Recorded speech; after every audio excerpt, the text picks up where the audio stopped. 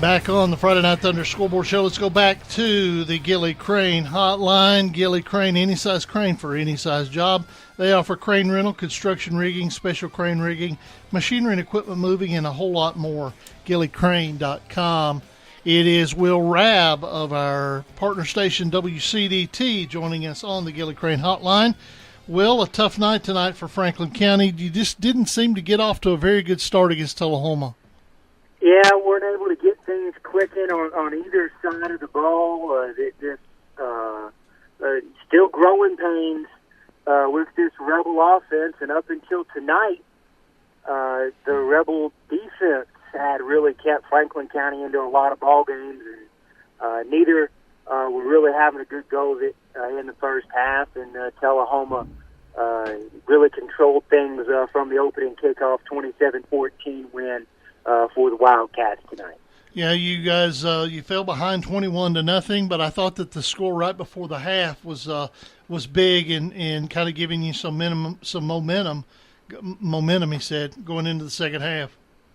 Yeah, it did help. Franklin County actually won the second half. Unfortunately, they didn't play good enough first quarter to be able to capitalize on it. And the big thing that hurt them was when they did finally get a score to cut it to 21-14, it took them 8 plays, and it took about 5 minutes off the clock. So that really didn't give them a lot of wiggle room and weren't able to convert an onside kick.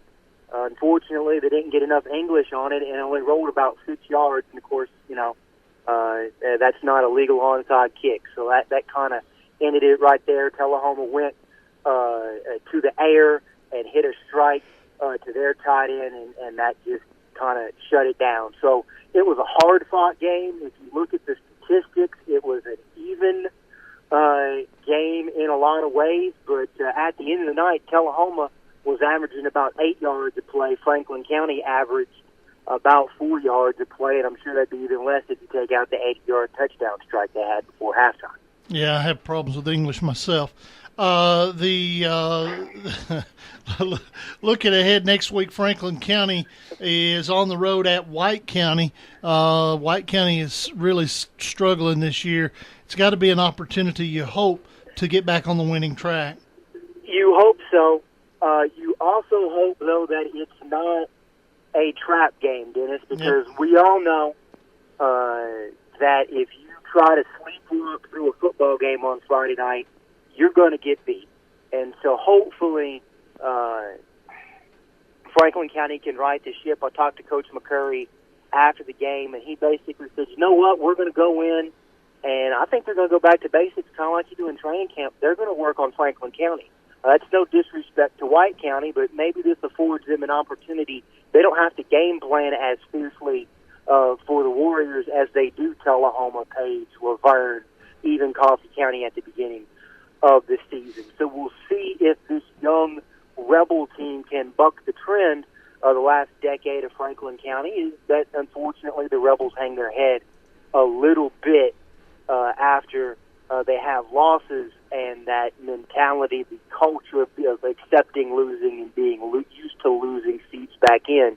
Hopefully this team continues to fight, and if they do, I think the tide is going to start to turn their way, and hopefully that starts with White County next week. Big region game.